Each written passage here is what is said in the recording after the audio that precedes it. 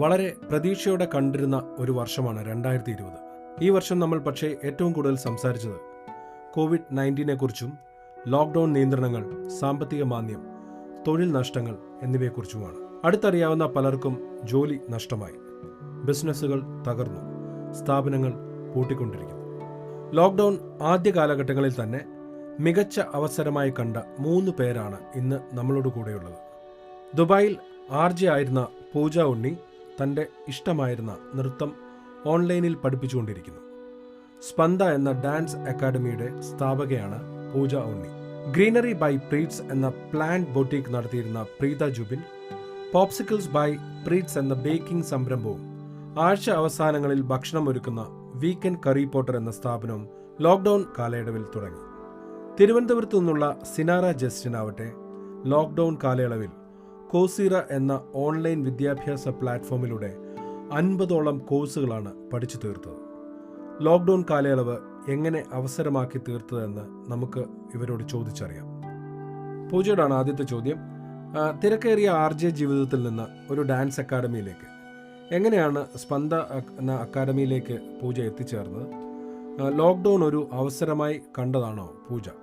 ആ ഡാൻസ് ഇല്ലാതെ വെറും ജോലി ചെയ്യുമ്പോൾ ഒരു മിസ്സിങ്, ഒരു incomplete feeling was always there. And then obvious ആയിട്ട് എല്ലാവർക്കും ഉണ്ടായിരുന്ന പോലെ ഒരു മൂഡ് സ്വിങ്സും, ചില ദിവസം പെട്ടെന്ന് എണീക്കില്ല, ആ ഷോ ചെയ്യാനുള്ള സമയമാവുമ്പോൾ എണീറ്റ് ഷോ ചെയ്യുക, അങ്ങനെയൊക്കെ ആയിരുന്നു. ഒരു ഡാർക്ക് ഫേസ് ആയിരുന്നു.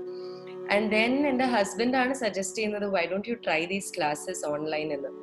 I was very sceptical. കാരണം സ്പന്ദയുടെ ആകെക്കൂടി ഉണ്ടായിരുന്ന ഒരു നല്ല കാര്യം എന്ന് പറയുന്നത്, അല്ലെങ്കിൽ what made Spanda different from everything else was the fact that സ്പന്ദയിൽ ക്വാളിറ്റി ഉണ്ട്. അപ്പൊ കുട്ടികളുടെ പോസ്റ്റേഴ്സ് കറക്റ്റ് ആയിരിക്കും, പഠിപ്പിക്കുന്നത് ക്ലീൻ ആയി ചെയ്യും. Even if we go slow, whatever is done neatly എന്നുള്ളൊരു ഇമേജ് ഉണ്ടായിരുന്നു. അപ്പൊ ആ ഒരു സംഭവം ഓൺലൈൻ വരുമ്പോൾ എനിക്ക് കാണില്ല. I will not know what is happening. എനിക്കൊരു 3D ഇമേജ് കിട്ടില്ല. It's just 2D, so I'll have to figure things out from there.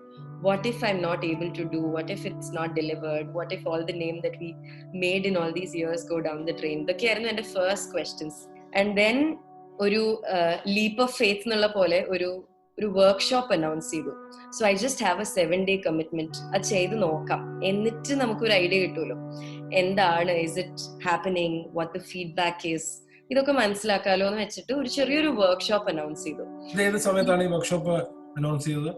Towards end of May. അത്രയും സമയം എടുത്തു. May ആൻഡ് June ബിഗിനിങ് ആയിട്ടായിരുന്നു ആ വർക്ക്ഷോപ്പ് ചെയ്തത്. അപ്പോൾ അത്രയും സമയം എടുത്തു. അപ്പൊ ഈ വർക്ക്ഷോപ്പിന്റെ ഒരു 1 week മുമ്പ് ഇറ്റ് വാസ് ലൈക്ക് ഒരു കല്യാണ വീട് പോലെയായിരുന്നു ഈ സ്ഥലം. I M sitting and checking out all platform. Zoom check ചെയ്തു, Google Meet ചെക്ക് ചെയ്തു, Skype, Botime, എന്തൊക്കെ അവൈലബിൾ ആണോ അതൊക്കെ ചെക്ക് ചെയ്തു. I tried few people. എനിക്ക് പരിചയമുള്ള ആൾക്കാരെ ഞാനൊന്ന് ക്ലാസ് എടുത്ത് ട്രൈ ചെയ്ത് നോക്കി. ക്ലാസ് എടുത്തിട്ടല്ല, എന്നാലും അങ്ങനെ നിൽക്കൂ, ഇങ്ങനെ നിൽക്കൂ, push your back out and sit, aramandi correct അല്ലാതെ ഇരുന്ന് നോക്കൂ എന്നൊക്കെ പറഞ്ഞിട്ട് am I able to understand the difference എന്ന് അറിയാൻ വേണ്ടിയിട്ട്. പിന്നെ പുതിയ ആൾക്കാരാണ്. ഇപ്പൊ ഈ വർക്ക്ഷോപ്പിന് നല്ല റെസ്പോൺസ് ആവാന്ന്, അൺഎക്സ്പെക്ടഡ്ലി ഭയങ്കര റെസ്പോൺസ് ആയിരുന്നു ഈ വർക്ക്ഷോപ്പിന് വന്നത്. അപ്പൊ പുതിയ ആൾക്കാർ, അപ്പൊ ഇതൊക്കെ എനിക്ക് പരിചയമുള്ള ആൾക്കാരാണ്. സോ ഐ നോ വാട്ട്, അവരുടെ പോസ്റ്റർ തെറ്റുമ്പോൾ I know what the right one looks like. അപ്പൊ അറിയാത്ത ഒരാളുടെ പോസ്റ്റർ തെറ്റുമ്പോൾ എനിക്ക് മനസ്സിലാവോ എന്നൊക്കെ ഭയങ്കര കൺസേൺ ആയിരുന്നു. But then we decided to roll out notes. കാര്യമായിട്ടുള്ളൊരു ബാക്ക് എൻഡ് വർക്ക് വളരെ സ്ട്രോങ് ആയിട്ട് വെച്ചിട്ടുണ്ടായിരുന്നു. So even if the classes don't go as plan, നമുക്ക് ബാക്ക് എൻഡിൽ സപ്പോർട്ട് ചെയ്യാനുള്ള അഡീഷണൽ മെറ്റീരിയൽസ് കൊണ്ടെങ്കിലും നമുക്കിത് പുഷ് ചെയ്യാം എന്നുള്ളത് വെച്ചിട്ടായിരുന്നു ചെയ്തിട്ടുണ്ടായിരുന്നത്. ഐ സ്റ്റിൽ റിമെമ്പർ ഫസ്റ്റ് ക്ലാസ്സിന്റെ 20 minutes ഡൗൺ ദ ലെയിൻ എൻ്റെ ഹസ്ബൻഡ് സ്ക്രീനിന്റെ ഇപ്പുറം വന്നിട്ട് ഇങ്ങനെ ഇരിക്കാം. And he wrote on A paper, is it okay എന്ന് ചോദിച്ചു. അപ്പൊ ഞാൻ massive failure എന്ന് എഴുതി കൊടുത്തിട്ടോ. So this is like 20 minutes down the lane.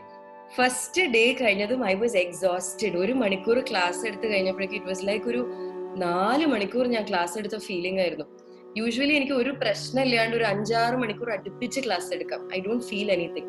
1 മണിക്കൂർ കഴിഞ്ഞതും I was like flat on the floor and I'm like, I can't do this for 7 days. It's so stressful. രണ്ടാമത്തെ ദിവസം കഴിഞ്ഞപ്പോഴേക്കും I got a little used to it. കുറച്ചൊന്ന് used ആയി. Third day and then I was like okay, it's fine, it's not a big deal, വലിയ കുഴപ്പമില്ല എന്ന് തോന്നി തുടങ്ങി. Then we rolled out a second workshop and third workshop. അപ്പോഴേക്കും നമ്മൾ okay ആയി. And now we are actually doing regular classes also. Online. ബാക്കിയുള്ള ആൾക്കാരൊക്കെ ഇപ്പൊ ഈ ലോക്ക്ഡൌണിന്റെ സമയത്ത് അവരൊക്കെ പറയുന്ന സ്റ്റോറീസ്, അവർ കണ്ട സിനിമകളെ കുറിച്ചും ഇതുവരെ ചെയ്യാതിരുന്ന കുക്ക് ചെയ്യാൻ പറ്റാതിരുന്ന കാര്യങ്ങൾ, ഇങ്ങനെയൊക്കെയുള്ള കാര്യങ്ങളൊക്കെ ആയിരിക്കുമല്ലോ പൂജയുടെ ഫ്രണ്ട്സ് അല്ലെങ്കിൽ ഫാമിലി മെമ്പേഴ്സ് ഒക്കെ പറയും. അപ്പൊ ആ സമയത്ത് പൂജ ഇത്രയും കഷ്ടപ്പെട്ട ഓൺലൈനിൽ ഇതൊരു സംഭവം നമ്മൾ അറിയുന്നില്ലല്ലോ, ഇതൊക്കെ ഇങ്ങനെയൊക്കെ ആയിത്തീരുമെന്ന് അറിയില്ല. അപ്പം മിസ് ചെയ്തു, അങ്ങനെ ഒരു ലൈഫ് മിസ് ചെയ്തു ശരിക്കും? ഇല്ല, ഞാൻ അതൊക്കെ ചെയ്യുന്നുണ്ടായിരുന്നു. ഇതൊക്കെ ചെയ്യുന്നതിന്റെ കൂട്ടത്തിൽ തന്നെയാണ് ഈ ഓൺലൈൻ പ്ലാറ്റ്ഫോമിൽ വരുന്നത്. ഞാൻ സാധാരണ എനിക്ക് സിനിമ കാണാനൊന്നും സമയം കിട്ടാറില്ല. Because RJing plus Spanda, this occupies my 24 hours. എനിക്ക് അതിന്റെ അപ്പുറം ഒരു സമയമില്ല. പിന്നെ എനിക്ക് നല്ലോണം ഉറങ്ങണം. ഉറക്കമില്ലാണ്ട് ഒരു പരിപാടിയില്ല. അപ്പൊ അതൊന്നും എനിക്ക് സാക്രിഫൈസ് ചെയ്യാൻ പറ്റില്ല. I'd rather not watch movies. I'm okay with it. അപ്പൊ ഞാൻ സിനിമ ഒന്നും കണ്ടിട്ടുണ്ടായില്ല. പക്ഷെ ഈ ലോക്ക്ഡൌൺ സമയത്ത് എന്റെ ഫുൾ ഫാമിലി ഒരുമിച്ചിരുന്ന് ഞങ്ങൾ ആമസോണിലും നെറ്റ്ഫ്ലിക്സിലും ഓരോ ദിവസവും രാത്രി ഇരുന്ന് സീരീസ് സിനിമയൊക്കെ കണ്ടിട്ടുണ്ടായിരുന്നു. So we really enjoyed that. Preetha, ഈ സമയത്ത് ഏറ്റവും കൂടുതൽ ആൾക്കാർ, ഇൻക്ലൂഡിങ് ഒരിക്കൽ പോലും കുക്ക് ചെയ്യാത്ത ആൾക്കാർ പോലും കുക്ക് ചെയ്യേണ്ടി വന്നൊരു സമയമാണ് ലോക്ക്ഡൌൺ ടൈം അല്ലേ? പല ടൈപ്പ് ഓഫ് ഫുഡും പ്രിപ്പറേഷൻസും ഒക്കെ ചെയ്യും. പക്ഷെ ഇതൊരു ബിസിനസ്സിലേക്ക് കൊണ്ടുവരാൻ ഉള്ളൊരു അങ്ങനെ ഒരു ഏത് സമയത്താണ് തോന്നിയത്? ഞാൻ പറഞ്ഞല്ലോ, ഞാൻ ഗ്രീനറി എന്ന് പറഞ്ഞിട്ടാണ് ചെയ്തുകൊണ്ടിരുന്നത്. അപ്പോ എനിക്ക് ടോട്ടലി ഞാൻ അക്രോസ് ഇന്ത്യ സെൻഡ് ചെയ്തോണ്ടിരുന്നത്. അപ്പൊ ലോക്ക്ഡൌണിന്റെ സമയമാകുമ്പോൾ എനിക്ക് കംപ്ലീറ്റ്ലി സ്റ്റോപ്പ് ചെയ്യേണ്ടി വന്നു. അപ്പം ഇഷ്ടം പോലെ സമയമായി. അപ്പോ ബേസിക്കലി ഒട്ടും ഫ്രീ ആയിട്ടിരിക്കാൻ ഇഷ്ടമല്ലാത്ത ആളാണ്, എപ്പോഴും എൻഗേജ്ഡ് ആയിട്ടിരിക്കാൻ ഇഷ്ടമുള്ള ഒരാളാണ്. അപ്പം ഞാനും എന്റെ ഹസ്ബൻഡും അങ്ങനെയാണ്. അപ്പോ ഞങ്ങള് 4 years മുന്നേ തന്നെ ഞങ്ങൾക്ക് ഒരു റെസ്റ്റോറന്റ് ആയിട്ട് സ്റ്റാർട്ട് ചെയ്യണമെന്നായിരുന്നു വലിയൊരു താല്പര്യം. പക്ഷെ എപ്പോഴും ട്രാവൽ ഉള്ളത് കൊണ്ട് ഞങ്ങൾ എപ്പോഴും അത് അങ്ങ് മാറ്റി വെച്ചിരിക്കുകയാണ്. അപ്പൊ നോക്കിയപ്പോ ഇത് നല്ലൊരു ഓപ്പർച്യൂണിറ്റി ആയിട്ട് തോന്നി. അത്യാവശ്യം നമ്മൾ വീട്ടിലുണ്ടാക്കുന്നത്തെ ഹോം മെയ്ഡ് ഫുഡ് കൊടുക്കാമെന്ന് അങ്ങനെ ഒരു ഇത് ചെയ്യാനാണ് അങ്ങനെ സ്റ്റാർട്ട് ചെയ്തത്. അങ്ങനെ ഞങ്ങൾ വീക്കെൻഡ്സിലാണ്. എത്ര പേർക്ക് വേണ്ടിയിട്ട് ഇപ്പം ചെയ്യുന്നത്? ഏതൊക്കെ ഇപ്പൊ 2 കാര്യങ്ങളാണല്ലോ ചെയ്യുന്നത്, പോപ്സിക്കിൾസ് ബൈ ഫ്രീഡ്സും വീക്കെൻഡ്. അതെ അല്ലേ? ഇത് രണ്ടും വളരെ ഡിഫറെന്റ് ആണ്, രണ്ടും രണ്ട് രീതി. അതെ അതെ അതെ. പൊതുവെ കുക്കിങ്ങിനോട് ഭയങ്കര താല്പര്യമായിട്ട് അത്യാവശ്യം നാടൻ സാധനങ്ങളെല്ലാം ചെയ്യും. കാരണം ഒരു നാട്ടുപുറത്തുകാരി ആയതുകൊണ്ട് തന്നെ നാടൻ പാചകത്തോട് ഭയങ്കര താല്പര്യം. അതുകൊണ്ട് പിന്നെ വെറൈറ്റി ഫുഡ്സ് ചെയ്യാൻ ഇഷ്ടമുള്ളതുകൊണ്ട് ഓരോ ടൈപ്പിലെ ബിരിയാണി ഓരോ വീക്സ് ചെയ്യും. കാരണം എല്ലാ വീക്സിലും സെയിം സാധനം ആകുമ്പോൾ എല്ലാവർക്കും ഒരു മടുപ്പാവുമല്ലോ. അതുകൊണ്ട് എല്ലാ വീക്സിലും ഇങ്ങനെ ഡിഫറെന്റ് ആയിട്ട് ചെയ്തുകൊണ്ടേയിരിക്കും, ഓരോ പ്രാവശ്യം ഓരോന്ന്. പിന്നെ ബാക്കി വീക്ക് ഡേയ്സിൽ ഞാൻ ബേക്കിംഗ് ചെയ്യും. കാരണം രണ്ടും കൂടി ക്ലബ് ചെയ്യിപ്പിക്കാറില്ല, കാരണം സമയം ബുദ്ധിമുട്ടുണ്ട്. അപ്പോ പോപ്സിക്കിൾ എന്ന് പറഞ്ഞു കഴിഞ്ഞാൽ ബേക്കിംഗ് ആണ്, completely into baking. Cakes, cupcakes, ചോക്ലേറ്റ്സിൽ തന്നെ നമ്മൾ ബ്രസീലിയൻ ചോക്ലേറ്റ്സ്, ബ്രിഗഡാരോ ഒക്കെ ചെയ്യുന്നുണ്ട്. അങ്ങനെ ഓക്കെ. ഈ ഫാമിലിയുടെ സപ്പോർട്ട് ഇതിനകത്ത് ഭയങ്കര ഒരു ഫാക്ടറാണ്. ഈ ഫുഡ് എന്ന് പറയുമ്പോൾ നമ്മൾ വിചാരിക്കും ഇതൊരു സ്ത്രീകളുടെ മാത്രം ഏരിയ ആണെന്നാണ് പൊതുവെ പറയുന്നത്. പക്ഷേ ഫുഡ് എനിക്ക് ഭയങ്കര അത്ഭുതമാണ്. ഒന്നാമത് ലോക്ക്ഡൌണിന്റെ സമയത്ത് നമ്മൾ ഇതൊക്കെ വളരെ ശ്രദ്ധയോടെ കാണാൻ തുടങ്ങി. മറ്റേത് രാവിലെ നമ്മൾ പോകുന്നു, വൈകുന്നേരം തിരിച്ചു വരുന്നു, ഒരു വീട്ടിൽ നടക്കുന്ന കാര്യങ്ങളെ കുറിച്ചൊന്നും എല്ലാവരും ഒന്നും ശ്രദ്ധിച്ചിട്ടുണ്ടാവില്ല. ലോക്ക്ഡൌണിന്റെ സമയത്താണ് ഒരു വീട്ടിൽ എന്തുമാത്രം എഫേർട്ടാണ് വേണ്ടത്. അപ്പൊ ഇതൊരു കൊമേഴ്ഷ്യലി ചെയ്യുമ്പോൾ ഉള്ള ഒരു എഫേർട്ട് ഭയങ്കര. തീർച്ചയായിട്ടും ഒബ്വിയസ്ലി എന്റെ ഹസ്ബൻഡാണ് ഏറ്റവും വലിയ സപ്പോർട്ട്. അവരുടെ സപ്പോർട്ടില്ലാണ്ട് സത്യം പറഞ്ഞാൽ എന്നെ കൊണ്ട് ചെയ്യാൻ പറ്റില്ലായിരുന്നു. പുള്ളിക്കാരൻ തന്നെയാണ് ഏറ്റവും വലിയ സപ്പോർട്ട്. ഈ 3 പേർക്കും ഒരു പൊതുവായിട്ടുള്ള ഒരു ഫാക്ടർ ഈ ഹസ്ബൻഡ്സിന്റെ ഫാക്ടറാണ്. തീർച്ചയായിട്ടും പൂജ പറഞ്ഞു ഹസ്ബൻഡിന്റെ ബാക്കിൽ ഇരുന്നിട്ട് എന്താണെന്ന് ചോദിച്ചു, മാസീവ് ഫെയിലിയർ എന്ന് പറഞ്ഞു. അപ്പം പ്രീതയുടെ കാര്യത്തിലും അങ്ങനെയാണ്, സിനാരയുടെ കാര്യത്തിലും അങ്ങനെ തന്നെയാണ്. സിനാരയുടെ പ്രത്യേകത, സിനാര ഈ സമയത്ത് കുക്കിങ്ങും ഡാൻസിങ്ങും ഒന്നുമല്ല, പഠിക്കാൻ വേണ്ടി മാത്രം 50ഓളം കോഴ്സുകൾ പഠിച്ചു എന്നാണ് സിനാര പറയുന്നത്. ഓൺലൈനിലെ കോഴ്സുകൾ 50 കോഴ്സുകൾ പഠിക്കുക. എങ്ങനെയാ സിനാര ഇങ്ങനെയൊക്കെ പഠിക്കാൻ പറ്റുക?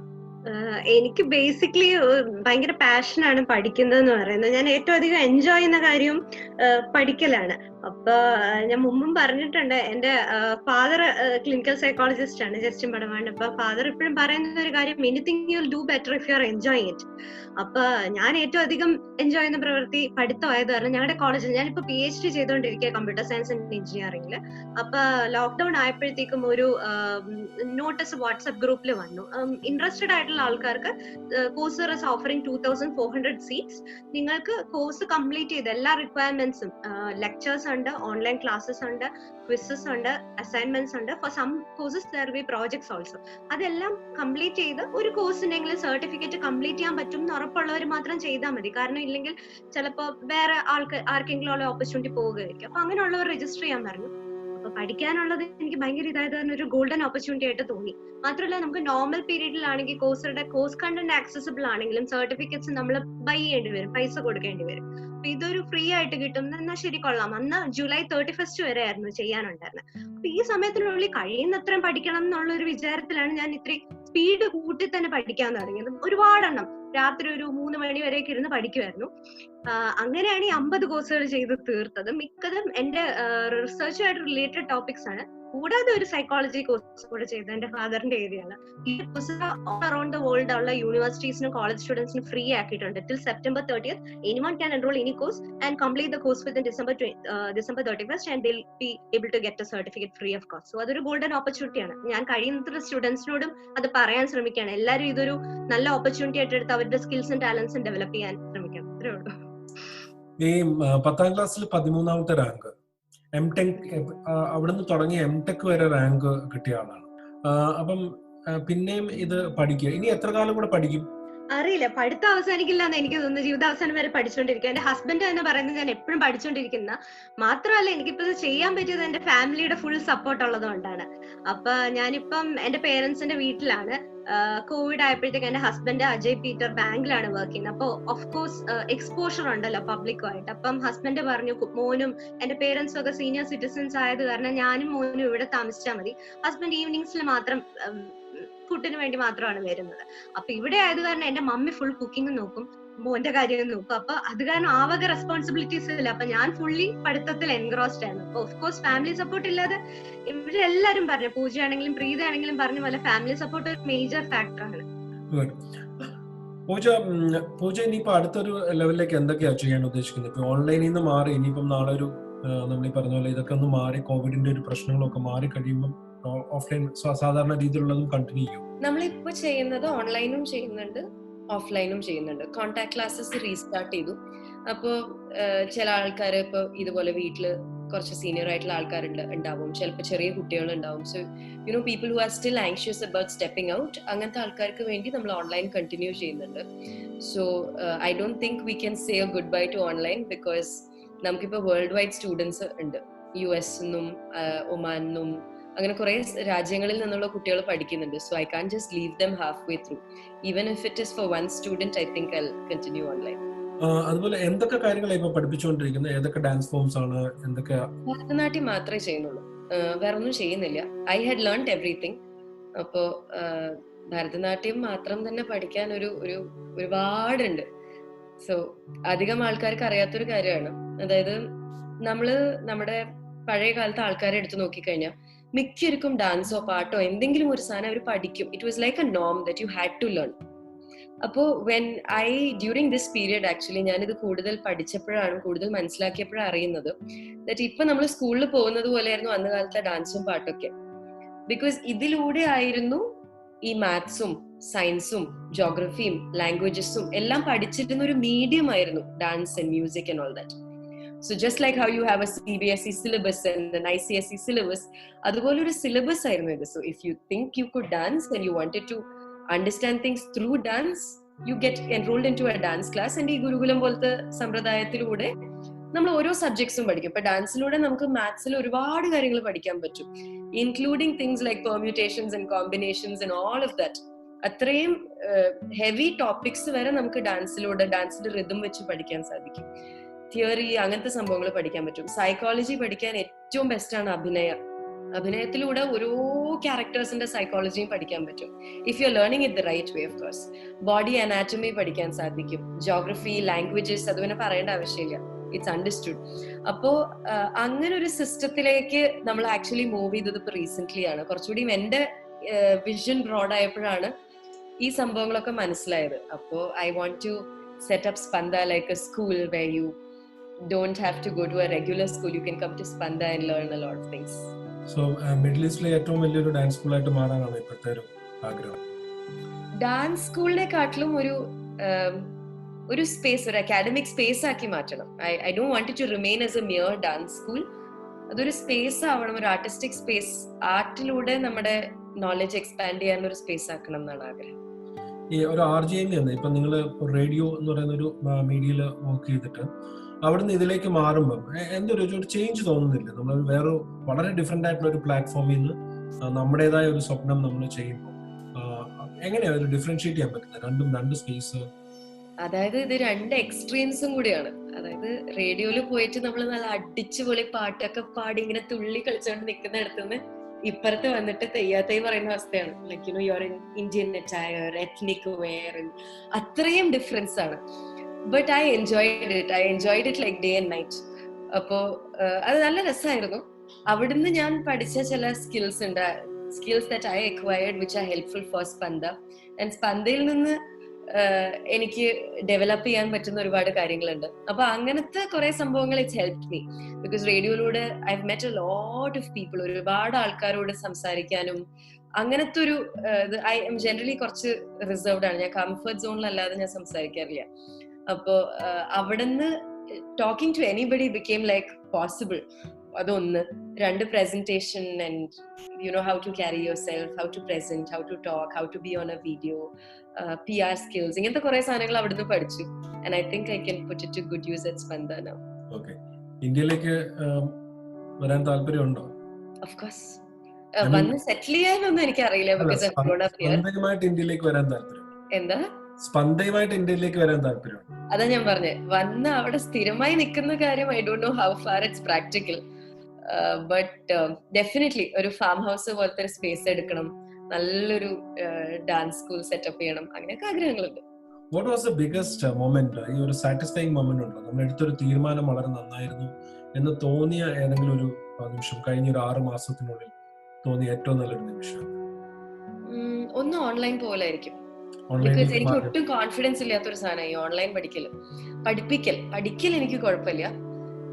പഠിപ്പിക്കൽ എനിക്ക് ഇറ്റ്സ് ലൈക്ക് എന്നെ മുട്ട് വരയ്ക്കാൻ തുടങ്ങും പഠിപ്പിക്കൽ എന്ന് പറയുമ്പോൾ. Because Spanda is involve. എന്റെ മാത്രം കാര്യമാണെങ്കിൽ ഞാൻ ചെയ്തേനെ, പക്ഷെ സ്പന്ദ ഇസ് ലൈക്ക് ഒരു കുട്ടീനെ വളർത്തിക്കൊണ്ടുവരുന്ന പോലെയാണ്. It's like my baby. അപ്പോ അതിനെന്തെങ്കിലും കോട്ടം പറ്റിയാലോ, അതിനുണ്ടായ പേരിന് എന്തെങ്കിലും നാശം പറ്റിയാലോ, അങ്ങനത്തെ കുറേ തോട്ട്സ് ആണ്. ബട്ട് ഐ തിങ്ക് അതൊരു ഭയങ്കര ബോൾഡ് ആയിട്ടുള്ള ഒരു ചോയ്സ് ആയിരുന്നു. റൈറ്റ് ടൈമിൽ ഉള്ളൊരു ഡെസിഷൻ ആയിരുന്നു. ഐ തിങ്ക് എല്ലാത്തിനും ഒരു ടൈമിംഗ് ഉണ്ടെന്ന് അറിയില്ല, അതുപോലെ അതൊരു കറക്റ്റ് ടൈമിൽ അത് ഇൻട്രൊഡ്യൂസ് ചെയ്യുന്നത്. Not too early, not too late. അത് കറക്റ്റ് ആയിട്ട് ആ സമയത്ത് തോന്നി. And it's opened my vision. പ്രീതയുടെ സാറ്റിസ്ഫൈങ് മൊമെന്റ് എന്താണ്? ഒരു കസ്റ്റമർ ഫീഡ്ബാക്ക് അല്ലെങ്കിൽ നമ്മൾ ചെയ്തൊരു കാര്യം ഭയങ്കര നന്നായി, അങ്ങനെ എന്തെങ്കിലുമൊക്കെ ഒരു കഴിഞ്ഞൊരു ലോക്ക്ഡൌൺ പീരീഡിൽ ഉണ്ടായിരുന്ന ഏറ്റവും നല്ല മൊമെന്റ്? ശരിക്കും പറഞ്ഞാൽ ഏറ്റവും വലിയ സാറ്റിസ്ഫാക്ഷൻ എന്ന് പറഞ്ഞാൽ എനിക്ക് സ്ഥിരം കസ്റ്റമേഴ്സ് ആണ്. അതാണ് ഏറ്റവും വലിയ സന്തോഷം. കാരണം അവര് സ്ഥിരമായിട്ട് കഴിച്ചിട്ട് അവർക്ക് വീണ്ടും വീണ്ടും പുതിയ പുതിയ ഡിഷസ് കഴിക്കാൻ ആഗ്രഹം പറയുന്നത് ഭയങ്കര സന്തോഷമുള്ള കാര്യമാണ്. അതുപോലെ സെയിം ഒരിതാണ് ഞാനിത് സ്റ്റാർട്ട് ചെയ്തതിന് ശേഷം എൻ്റെ ഒരു 3 ഫ്രണ്ട്സ്, അവർ പുറത്താണ്, നമ്മുടെ കേരളത്തിലല്ല, പുറത്താണ്. അവർ 3 ആളും ഇതുപോലെ സ്റ്റാർട്ട് ചെയ്തു. അവരും സക്സസ്ഫുൾ ആണെന്ന് അറിയുന്നതാണ് ഏറ്റവും വലിയ സാറ്റിസ്ഫാക്ഷൻ എന്ന് പറയുന്നത്. ഈ ഫാമിലി എന്ന് പറയുമ്പോൾ നമ്മുടെ ഹസ്ബൻഡും അല്ലെങ്കിൽ നമ്മുടെ ഇമ്മീഡിയറ്റ് ഫാമിലി മെമ്പേഴ്സ് എപ്പോഴും നമ്മൾ ചെയ്യുന്ന എല്ലാ കാര്യത്തിലും സപ്പോർട്ട് ചെയ്യുമല്ലോ. പക്ഷെ ഒരു ഔട്ട്സൈഡ് സർക്കിൾ ഉണ്ടല്ലോ, അവരിത് ഭയങ്കര സംശയത്തോടെ നോക്കി കാണത്തില്ലേ?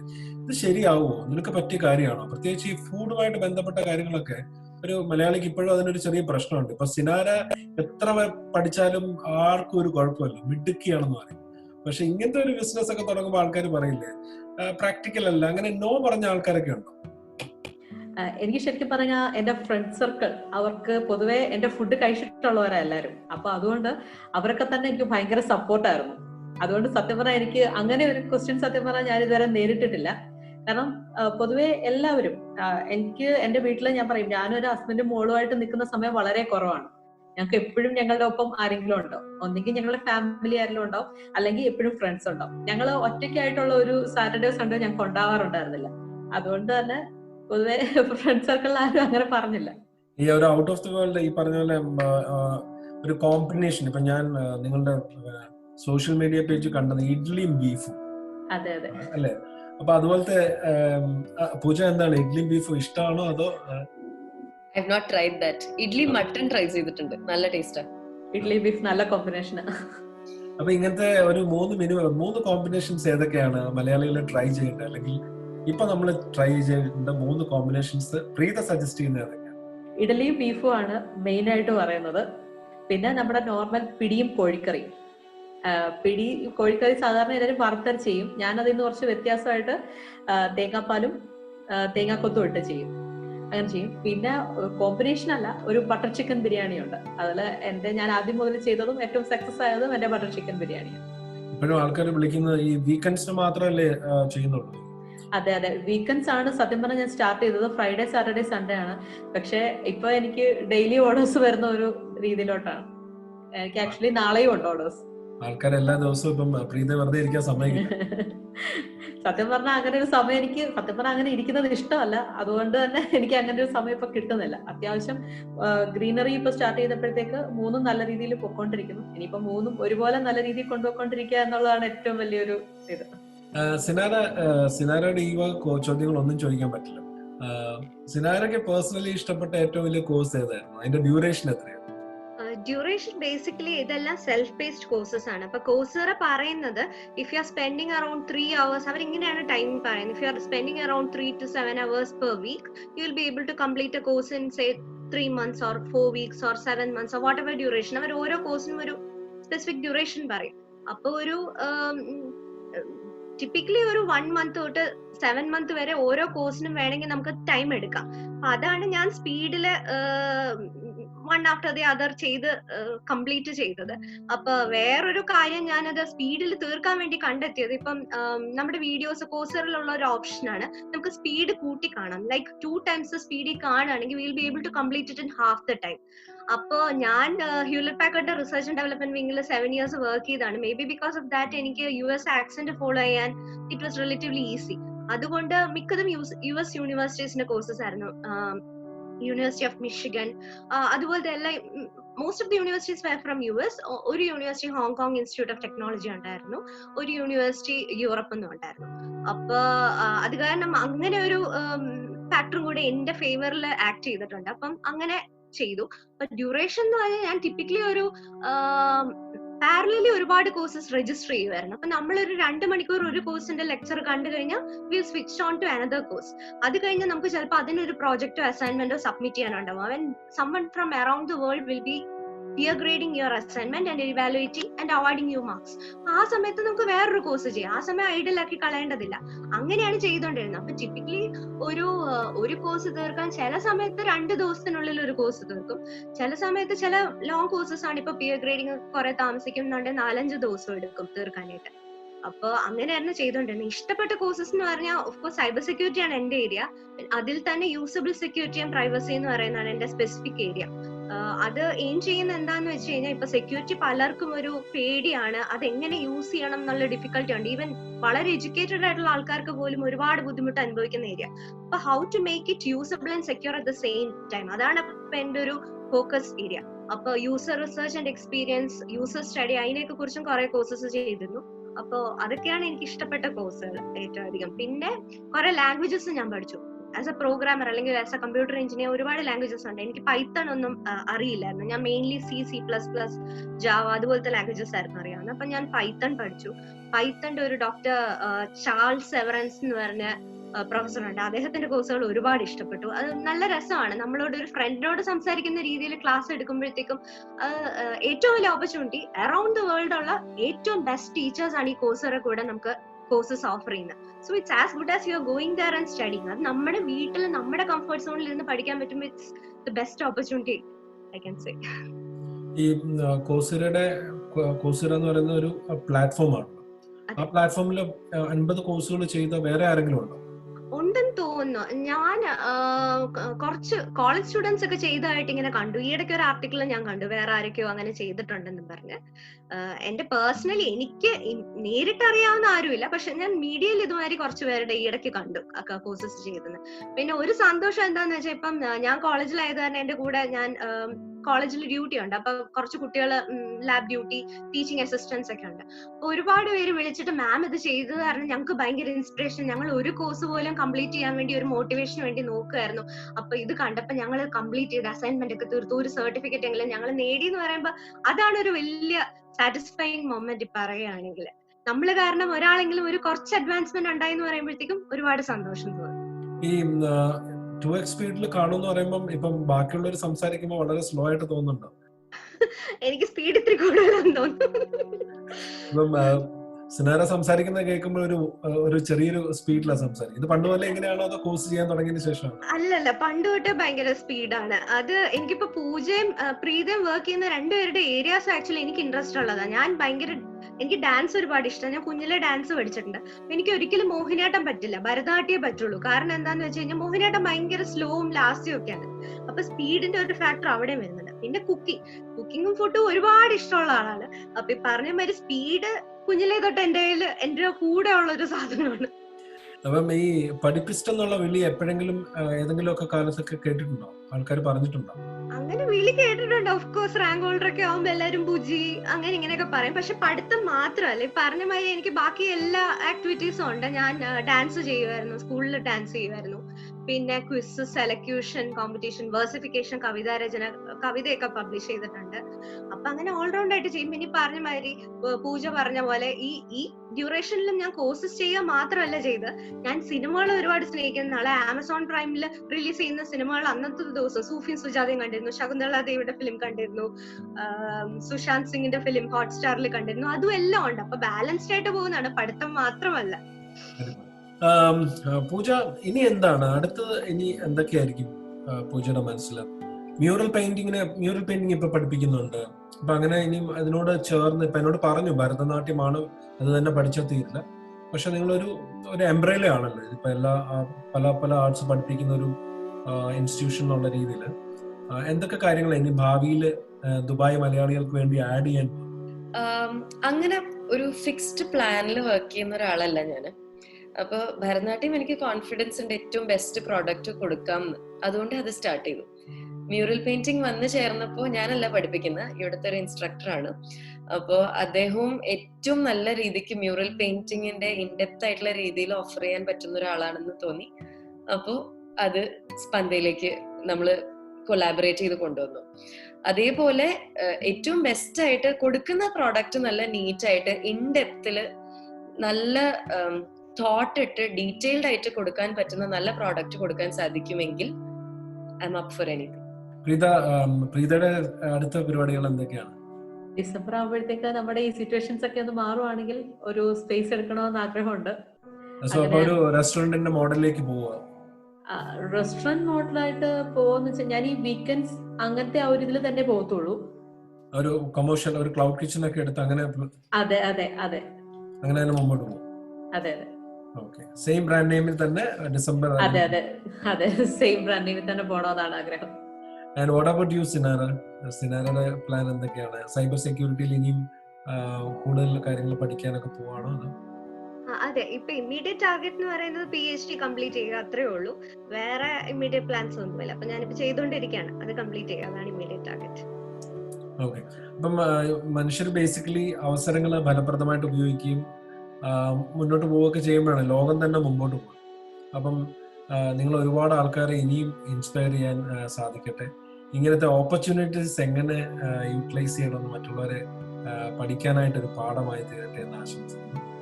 Thank you so much for joining. Thank you. It was nice talking to you too. Thank you. I loved listening to all of your stories. ഫുഡും എനിക്ക് ഭയങ്കര ഇഷ്ടമാണ്, കണ്ടാൽ തോന്നില്ലെന്നേ ഉള്ളൂ. I really love food. പഠിക്കുന്ന കാര്യം ഞാൻ പണ്ടേ കുറച്ച് I'm not very fond of it, പക്ഷേ I'm actually super impressed with the way you're doing it. അതായത് 2 സ്പീഡിലൊക്കെ കണ്ട് ഈ സാധനം തലയിൽ കയറ്റാന്ന് പറയുന്നത് unimaginable. So kudos to both of you. And Aravind, thank you so much for giving this opportunity. Thank you. പ്രതിസന്ധികൾ അവസരങ്ങളായി കണ്ടുവന്നതാണ് പൂജയുടെയും പ്രീതയുടെയും സിനാരയുടെയും അനുഭവങ്ങൾ നമ്മോട് പറയുന്നത്. അവരവരുടെ മേഖലകളിൽ കൂടുതൽ ഉയരങ്ങളിലേക്ക് എത്തട്ടെ എന്ന് ആശംസിക്കുന്നു. വീണ്ടും പുതിയൊരു എപ്പിസോഡുമായി എത്തുന്നതുവരെ നന്ദി.